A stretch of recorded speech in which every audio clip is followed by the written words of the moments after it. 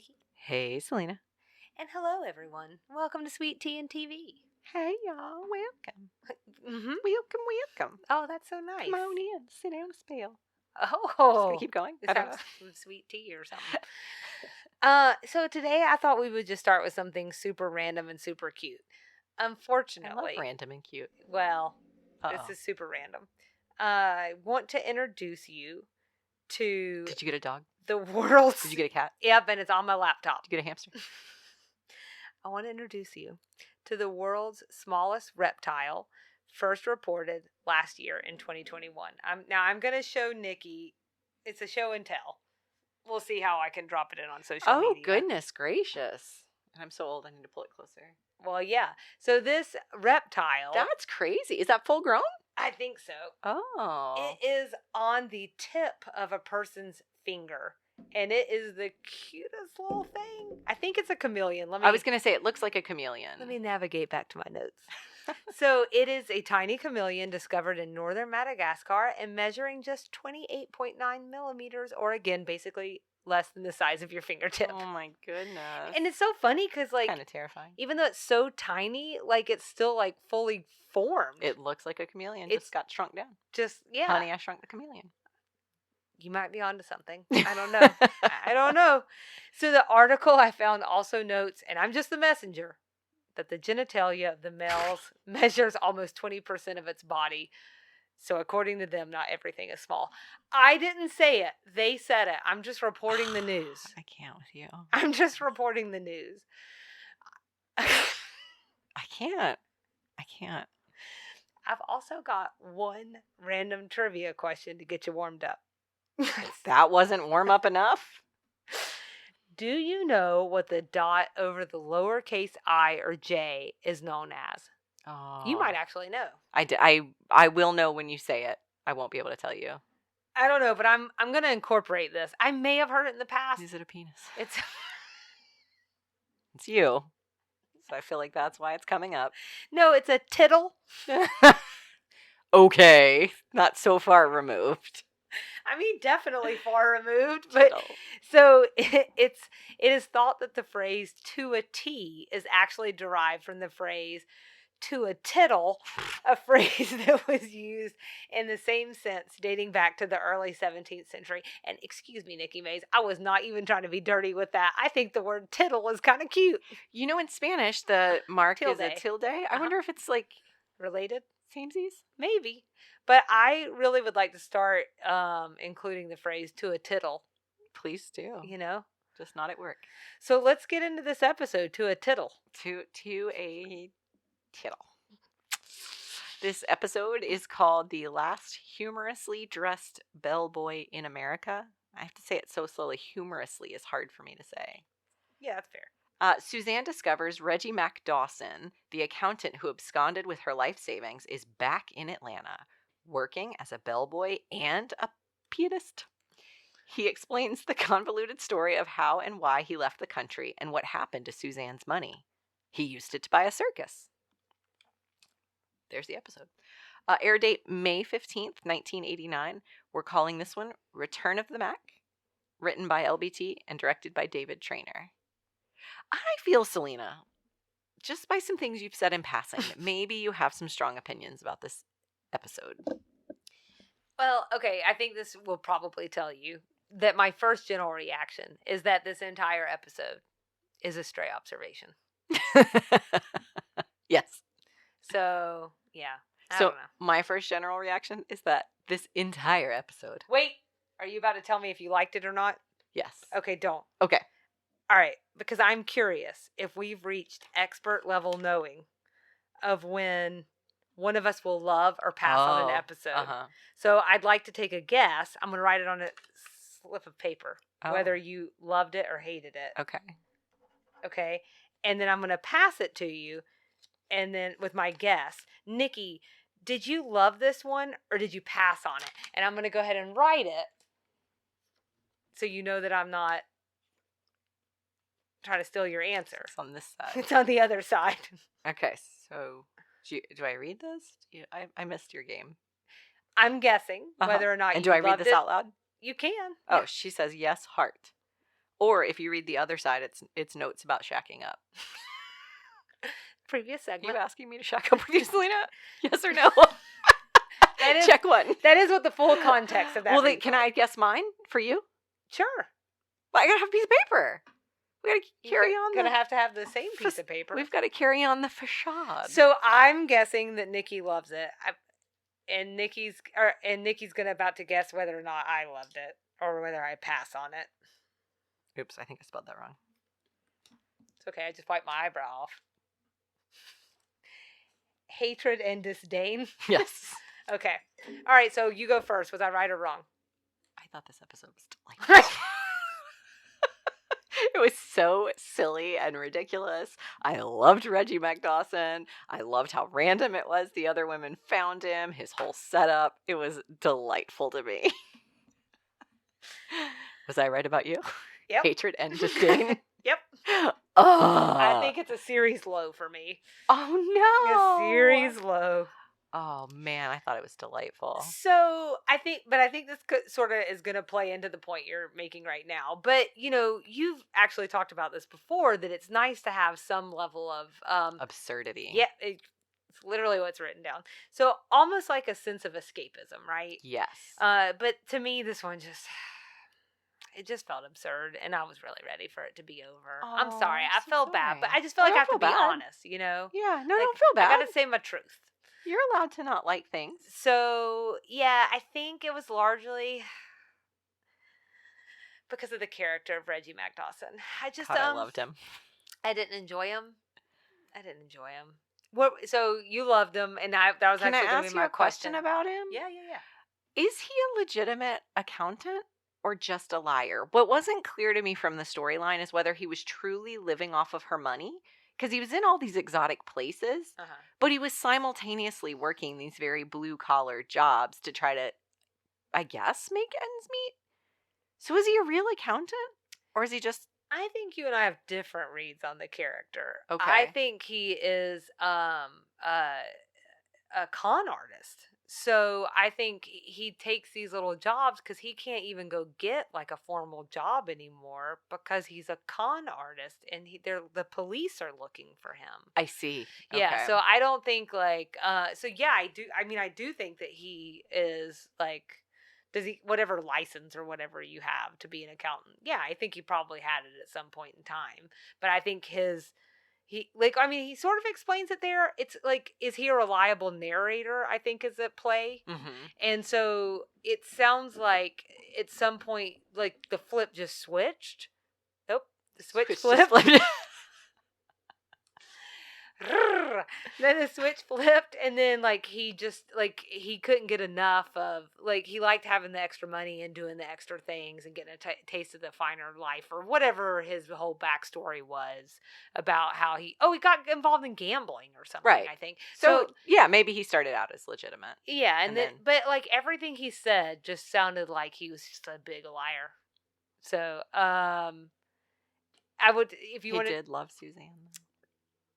Yeah, to the extent that so someone like him probably can love somebody. There was definitely something there.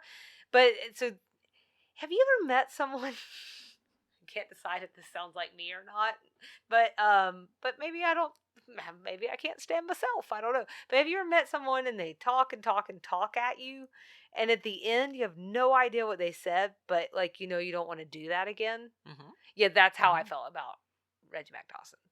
Like, there were just times where literally, like, I can see, like, maybe that's how it was being written, for it to almost be incoherent. Mm-hmm. But, like, since I'm watching a plot line, I kind of need it to be coherent. So, yeah, I don't know. I think that was the whole point. I think that's the character he was supposed to be. And I think that drove Julia crazy. I think it drove Suzanne crazy that he took advantage of her. Yeah. I just thought he was really funny. Yeah. That's good. I'm glad. I'm glad he didn't take my money and run. Should we also just go ahead and say who he is? Yes. So he's played by Harry Thomason's little brother, Danny Thomason. Did you also read that he was once in a long-term relationship with Leslie Jordan? No. I know Leslie Jordan best as Beverly Leslie on Will and Grace. Yeah. But apparently he was also on LBT's Hearts of Fire. Right. With Danny Thomason. Mm-hmm. And I read they were in a relationship for many, many years. Oh, that's funny. As an I didn't know aside, that. Leslie also has the most delightful Instagram feed. Oh, does he? Yes. I He's I a think, treasure. I think when I never got the chance to watch it. I can't remember if in my head I was like, I'd like to save this towards the end, but during the pandemic when they were like when everyone really was like staying at home and they like all these old shows came together and came out of the Mm-hmm. woodworks into these reunions. They did do a Designing Women one. I Mm-hmm. think Leslie Jordan was involved. Oh, I don't remember. I don't remember. I'm pretty sure he was. Because they had to replace some of the cast members since we've lost some cast members. Well, Leslie Jordan's delightful. He Apparently, is. according to Danny's Instagram, I think or Twitter maybe, he lives in Little Rock now and he's an eye doctor. Oh, really? Yeah. Just going back to regular life. Also, he is the person that introduced LBT and Harry to the Clintons. Yep. So it sounds like they're very good friends, and in fact, Danny is also on the infamous list of people who stayed at the White House. Yeah. Along with the Thomasons, the Harry Bloodworth Thomasons. Mm-hmm. Sorry, I can't get the last name straight. The Thomasons. What's right. happening? Okay. So, we know each other really well. Thing one. And thing two is we have made it very abundantly clear how we felt about the episode. Do we feel good about moving to Strays? Yes. All right. Put it out there. We have an address for sugar bakers. 1521 Sycamore. I think the police officer said that at some point. Okay. So put that in the old noggin. I think it's also important to take stock of Reggie Mac's resume. Okay. It's just interesting. Here are a couple of the quote-unquote opportunities he called out throughout the episode. He recently completed a world tour where Iranian customs officials took his costumes. Bought a circus. He had a Peruvian coin deal. And it looks like now we may get in on the ground floor of a new industry that makes gourmet ice cubes from glaciers. So that last thing sounds like it would have been like a joke then, but like could be real now. Absolutely. I bought some of those at a fresh market yesterday. Were they delicious? Delicious. Tasted like a glacier. Just like a glacier. Fresh off Mother Nature's forehead. Just right off the calving. Is that what it's called when it like sheds? Oh, calving. Maybe. Calving. All right. Well, my first stray is that I've never been to the circus. I've been to Circus in Vegas. I've just never had any desire. Plus, the whole animal thing is tough for me. But I do think the trapeze is cool, and I'd actually like to do that. So that's real. You can do that. Yeah. I mean, I'd have to take steps to do it. But I have been to the circus. I don't know that it was out of a place of desire so much as my parents took me. Right. Well, no, neither one of my parents desired to take me either. I don't think I would go now. No. I mean, it's not a thing now, but I don't think I would go. It's still a thing. Not like it was, though. Right. It's a coming back thing. Oh, yeah? Maybe. We'll see. And then my other stray observation is just can't we all identify with Suzanne on some level at the beginning? Maybe not her story about dating an 85-year-old and arguing with his nurse over the dinner entree, but feeling like you're in a rut. No matter where you go, there you are. It's just like a go-to saying for me. And then later she mentions her day starting with a ticket. So, of course, she'd own a circus by the end. I mean, that whole escalated quickly concept just really resonates. We've all had a day like that. Yep, we sure have. Anything else? All right, well, I'll see you around. Well, we got to do what we liked and what we didn't like. Oh, my bad. I'm sorry. I thought we were just done. So, tell me what you liked. I thought the character of Reggie Mac Dawson was delightful. Naturally. You can see how Suzanne let herself get taken in by him. He would not have appeared as some stodgy old accountant. He's got some color, he's got some pizzazz, he's got some flair, and he adores her. You could totally see how that attracted her. Well, he also doesn't come off like a con artist. He doesn't visually look like whatever our perception of a con artist is. I think I think he's unassuming, maybe. Yeah. He kind of seems trustworthy-ish until he opens his mouth. But I also love the idea of Suzanne owning a circus. That's on brand, in my opinion, for her. It's I think that's a lot of what got brought up is it's not that different. Then there is a pageantry to it. That's the word that was going through my head. And so I think that is definitely in line with her character. I like that Suzanne called it limestone cowboy instead of rhinestone cowboy. She just, that's also on brand for her. It's just getting these things like just slightly off. But When you think of Rhinestone Cowboy, what do you think of? a couple of things, but isn't one of them a John Lovitz movie? I was gonna say, if you don't say High School High, Yeah. I'm getting up and walking away. I forgot about High School High until I was looking into John Lovitz for some random reason. As one does. I really can't even remember. Maybe it's because I went down a league of their own, like, rabbit hole or something. But anyways, and I was like, I forgot that movie existed. But that was such, like, a big deal, I feel like, when it came out. Just probably for people in middle school, honestly. Yeah. I used to love it. There was a very brief period in time in which I loved that movie. Like a run, Rhinestone Cowboy. Yeah, and we didn't even really understand. Oh, I had no idea. It just made us laugh. It was just very funny. It's just good timing. It's great. Important. In all of this insanity, I actually think Suzanne had some pretty sage advice at one point. She says, I just figure, we're only here on Earth for a short while, and if someone says they're going to pick you up at 7 in a horse-drawn carriage and drive you through the streets of Atlanta to your very own circus, well, maybe you should just give it a whirl. Amen. I love that. Amen. Take life by the horns. Gotta try new things. It's important. Yeah. And then the last thing I liked was the trapeze flyers interaction with Julia over the pasty glue. She just thought she had some like on hand, which I don't know that that's the weirdest thing to ask a woman, because Certainly we often have things. Days. We often have things for our bosoms. Yeah. Just random things. I have weird tape stuff in my drawer from like certain dresses that you wear. Yeah. You got to have a little coverage. I don't think it's that. They ask you to do a lot of weird things there. Okay, so we're just being the man. Patriarchy. That's what I'm saying. So I know you loved the Return of the Mac, but like, is there anything else specific that you wanted to call out that you really liked or loved? No, and I only have one thing I didn't like. Okay. Of course, I don't love for Suzanne to be taken advantage of. Well, no. But I really like laughing at it. Oh, you do? Okay. I did. I really enjoyed that.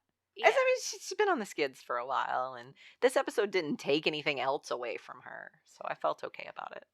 Yeah, I that was actually my last. It's related. It's my last don't like, but I'm gonna start with that because we go through this whole string of events only for Suzanne to not get her money back, and I was just like, couldn't she have gotten something at the end? Nope. It just felt like she. Yeah. Well, she did win some money in last season when they went gambling, so maybe that's true. That's the only time she can win. I'm not sure. So I had two other things that really stuck out for me. One is the circus conversations. Every time that gets started, it makes me nervous because I know we're headed to the quote-unquote freak show path. I just know we're headed there, which I find to be like one of the most distasteful human fascinations. So I wasn't thrilled with Mary Jo's childhood story about the 800-pound man. I didn't know what to do with it. I didn't know why we were hearing it. I didn't know why it was happening to me. Like, just so many things. And like I honestly didn't understand, like, what are we talking about here? Except for the fact that this poor man is incredibly obese. Like, what are we doing? Like on a human level, yeah, that sucks. On a plot writing and a script writing level, it makes a lot of sense. I think that's what you identify with circuses and fairs, is the three-headed woman or the bearded lady or whatever. I go to a fair for the fried foods and occasionally to get on a ride that makes me wonder whether or not I'll live to see the next day. To be clear, I don't go to the fair to see that. I've never seen one of those things. I know. I want to be like those things. Like, it just makes me uncomfortable for a lot of reasons. Yeah. All the reasons I'm sure are going through your head. I think, though, my point is the broader universe can identify with that. Like, she's trying to like a point, like a touch point. Like, yeah, and people are like, I remember when I was a kid, my mom showed me the three-fingered man, which I do think probably is fair to the time period. Yeah. I think now we are Mary Jo's age. So I can't really That's not identify with that. I know that it's a thing. Yeah. I know it's something. But Even over there. the Gwinnett County Fair has something. So I don't remember what it really? is, but like the Jesus. 6-foot man or something. Or not 6 foot, that was bad. Like 10-foot Okay. man or something.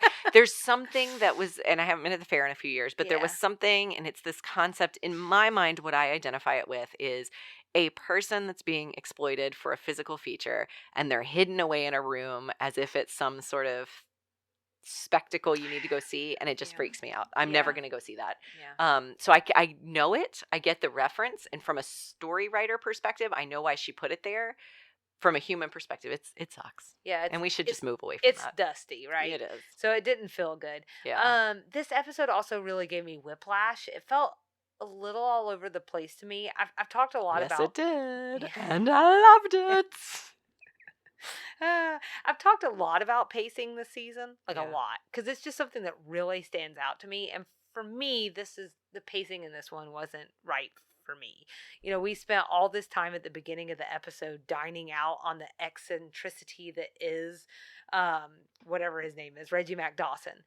The man got 2 full songs in at the hotel, and then we rushed through to the ending. So like that again is that kind of thing. Like I just feel like the latter part was the more interesting part, seeing Suzanne and the big plume and the feather on her head, and that kind of thing, like, was much more interesting out of all of the things than seeing them run into him at the hotel for 25 minutes. Like, that's where I felt like we were a lot, and I was like, what are we doing? It would have been great to see Suzanne somehow still doing the thing the police told her she can't do. Like, it's very Suzanne hanging out of the window with an AK-47 or whatever, that she would still take the carriage and make it like an event. And I wish she could have at least gotten that sense of justice. Yeah, You know what I mean? And it's another time too where we talk about the show don't tell.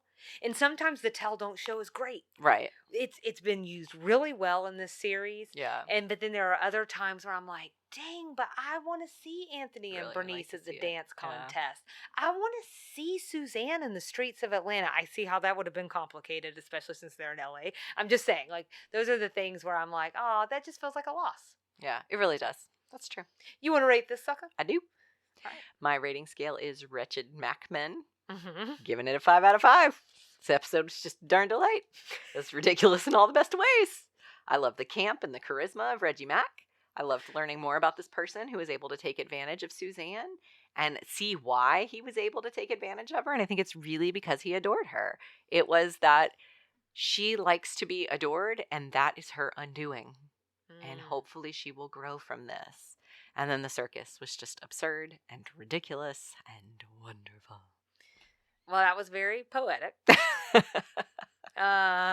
Episode sucked. I gave it a 2 out of 5 8-horse-drawn carriages. Come on.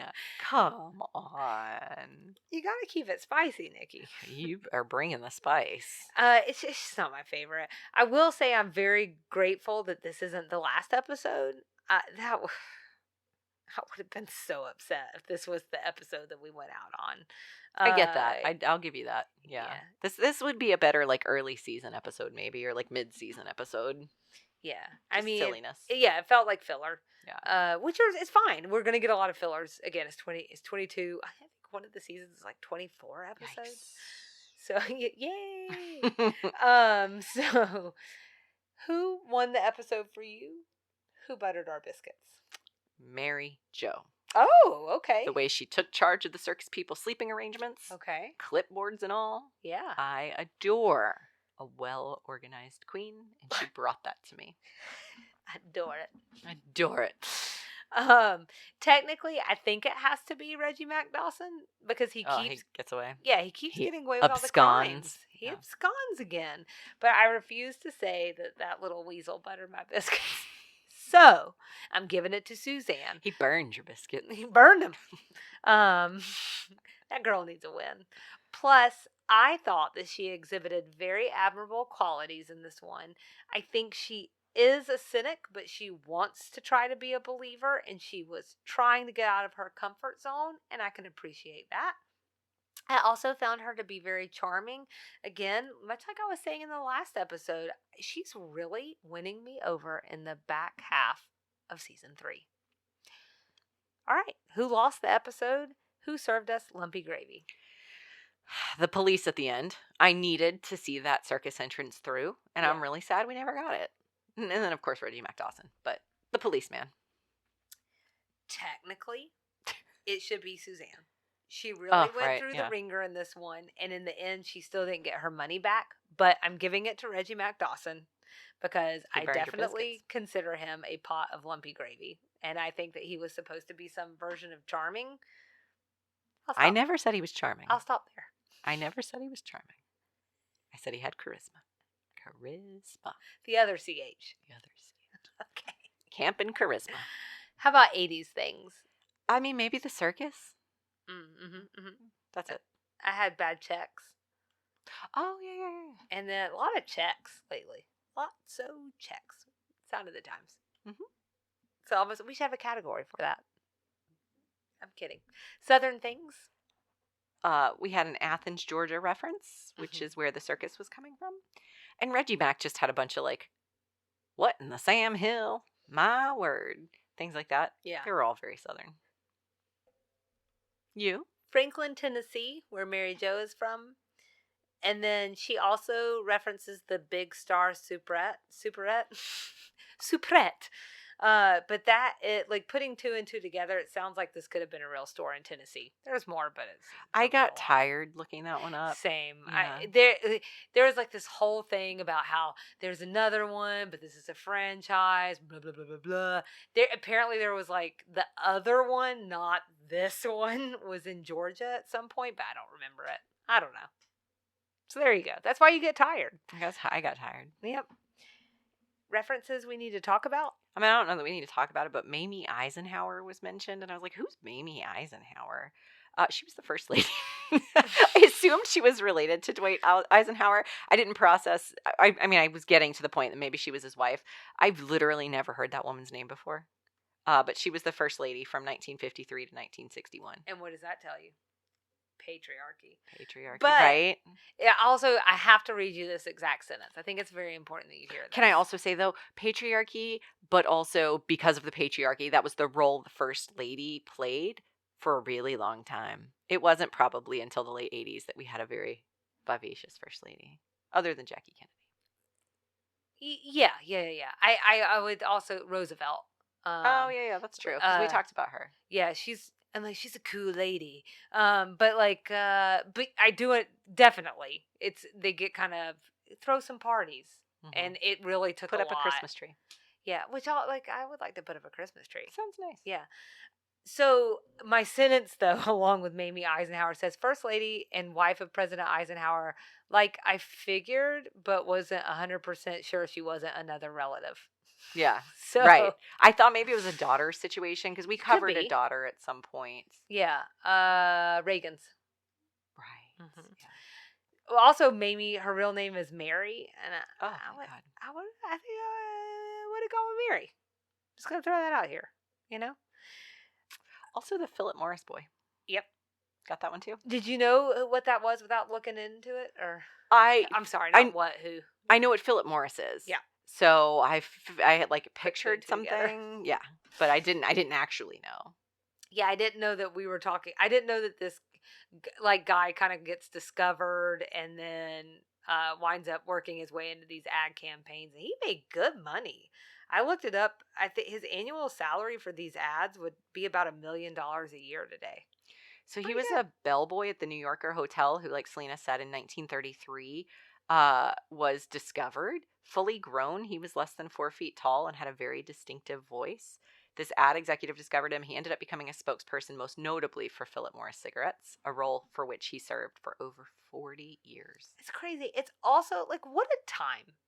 Because he looks like a kid, so the whole thing is a kid with selling cigarettes. It's just, what a time. What a time. Delta Dawn? Was that on your list? Yes. Okay. One of the two. Just that's the song he was singing, which is funny because he was singing it for Suzanne, who's Dawn. I mean, Delta. Burke. Well, that's what, okay, so this is, at first, that's what I thought. And maybe it still is, but like I thought like it was something meta because like Delta, Delta Dawn, Delta Burke, but then I was like maybe it's a little bit of a Suzanne slam because I looked into the history of the song and it's written and first recorded by Alex Harvey and he wrote it for his mom who died in a car crash when he was a teenager. There's like a really sad story there. Uh, the story also suggests, among other things, that she was a complicated lady and they had a complicated relationship, okay? But here's the thing. It tells the story of a fated Southern belle whose reputation was tainted following a romantic encounter with a man of ill repute. And so Reggie Mac Dawson. I don't know. I just like, is there like a double meaning there? I wasn't sure. So I don't know. Did you pick up on the second song that Reggie Mac was singing? Something about sharks and pretty teeth. It was Mac the Knife. I love that song. It was Mac the Knife. Yeah, I love which you talked about in season 1, episode 12. Yeah. Yeah. Okay. I'm sorry. I was very happy to hear it. She knew. And it's such a weird song. So weird. It's weird. Cut lines? There was a cut after Reggie Mac stopped singing where we learn Reggie Mac's alter ego.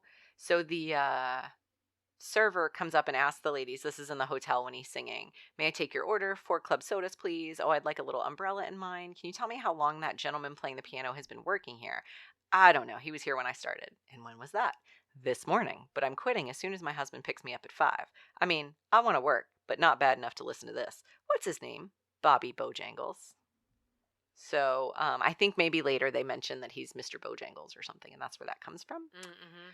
There was another big cut line after the ladies get Reggie Mac back to Sugar Bakers, where we learn more about Reggie Mac's history, and that's where Anthony's introduced to him. He says, you see, if my parents had been normal, none of this would have happened. I mean, to give you some idea, my father drove a hearse, and we weren't even in the funeral business. And my mother had been on 2 Darvex tranquilizers every day since 1959. That was the year the school nurse called her and told her I might be having gender identification problems. Charlene says, you ought to be ashamed of yourself. You know what she's been doing because of you, clipping coupons, selling underwear, and gambling in Atlantic City. Anthony, maybe you should take Mr. Dawson outside and just have a little talk with him. Why? I don't know, rough him up a little. Yeah, maybe I should do that. Oh, and who might you be, young man? I'm Anthony Bouvier. I'm out on parole, and I hate accountants. So it's just a lot happening in there.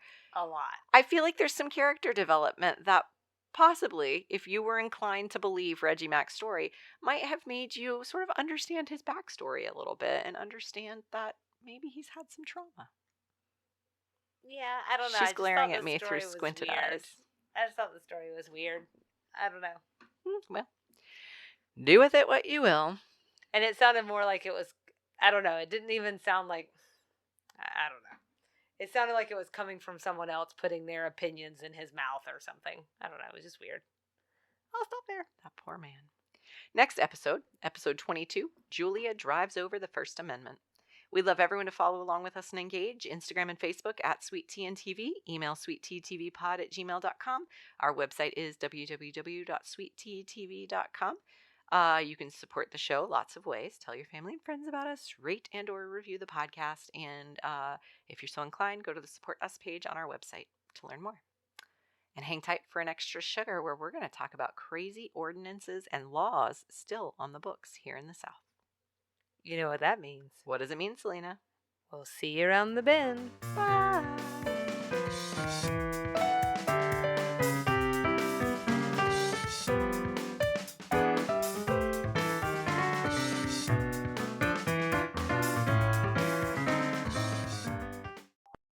Welcome to this week's edition of Extra Sugar.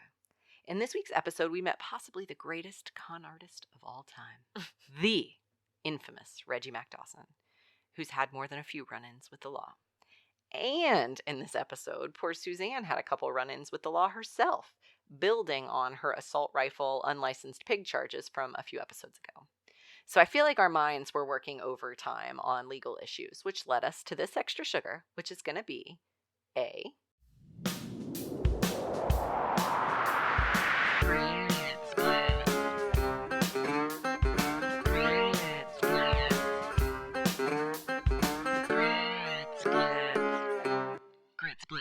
That's right. We've got ourselves a game, and I think a fun one. Selena, I've got a list of laws and ordinances here. I don't actually know the difference between a law and an ordinance. I don't know. So, I feel like law's more substantial. It has to go by like maybe city ordinances versus state and federal laws. Something like that. Yeah, I'm a lawyer. Anyway, your assignment is twofold. Okay.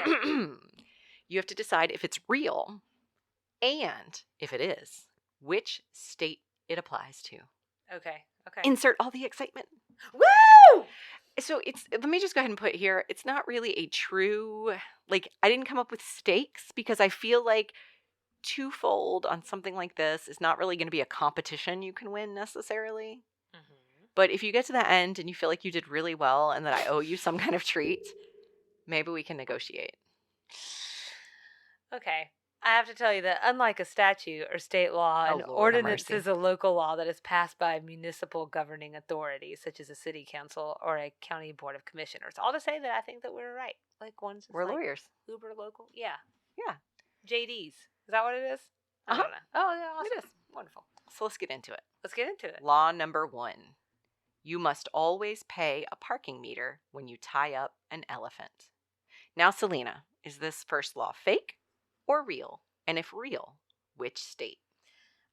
An elephant. The elephant makes it a little tricky, but I want to say, so it's got to be somewhere where, like, it feels like maybe where there would be like a zoo, a substantial zoo. But I want to say it sounds true. Mm-hmm. And I'm going to say, the way you said, makes me think that it's false, but I'm going to stick with true. Mm-hmm. I'm going to stick to my gums. Mm-hmm. My gums? Well, you know what? Screw it. I am. I'm going to stick to those too. But I'm also going to stick to the guns. And I'm going to say California because of the San Diego Zoo. So tell me why I'm wrong. You're half right. Oh. It is real. Oh. Or at least it was. Should I make another guess at the state? Well, no. Oh. Yeah, you can. Okay. Utah? Nope. All right. I don't know. You want to do a list of states like I usually do? I'm going to let it go. It was Florida. Okay. I think it was logical to think in terms of like where the animal would be. I think where this animal would be is going to surprise you.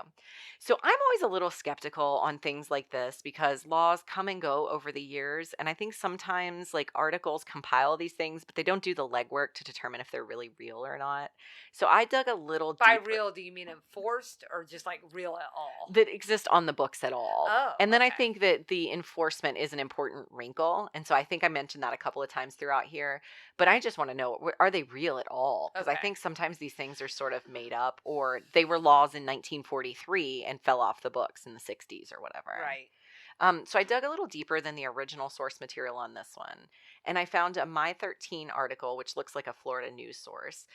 They shared that they asked the Orlando Police Department about this, and it garnered some giggles and ultimately an agreement that there's no current statewide ordinance on this. But it was probably a localized thing at some point.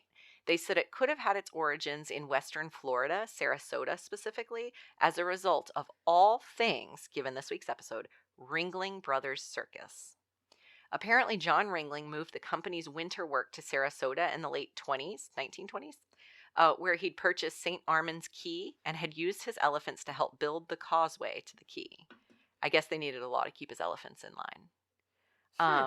I think there's more to that law. I think it includes like your alligator too. And I think that's why I went with elephant because alligator would have given it away a little bit more. Yeah, I think I'm really disappointed that my first guess wasn't Florida. Like it should. Maybe a default. Just give it a try. That's what I'm saying. Just try Florida. That should be their that could be their tagline. Just try us. Just try. You could be pleasantly surprised. Just try it. So, next up. When making jambalaya, you can make it however you want. State sanitary and food preparation codes be darned. Real, fake, and which state? Well, I mean, I want to say true, and I want to say Louisiana, Mm-hmm. But I think I'm going to say false. Okay. All right, tell me why I'm wrong. It's true, and it's obviously in Louisiana. Oh, really? I just thought that was too easy. Is that what you did? Yes. It was like a Jedi mind trick, but like the doubled. It's a really funny dovetail given my Nikki's Nibbles in episode 20. Yeah. But this is the actual code that I found. Notwithstanding any contrary provisions of the state sanitary code or any contrary provision of any other law or regulation, it shall be lawful to prepare jambalaya in the traditional manner for public consumption, including the use of iron pots, wood fires, and preparation in the open for service to the public at public gatherings.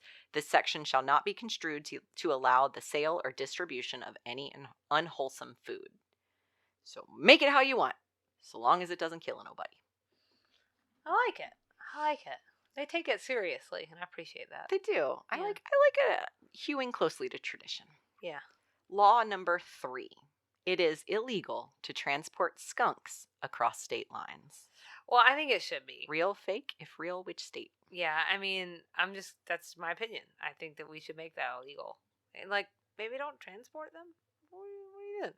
So I want to say that this one's false. And I'm probably wrong. So I'm going to give you 2 answers. I'm going to say false and true. and wrong. I mean, false in no state. And I'm going to say true in Alabama. Half right again.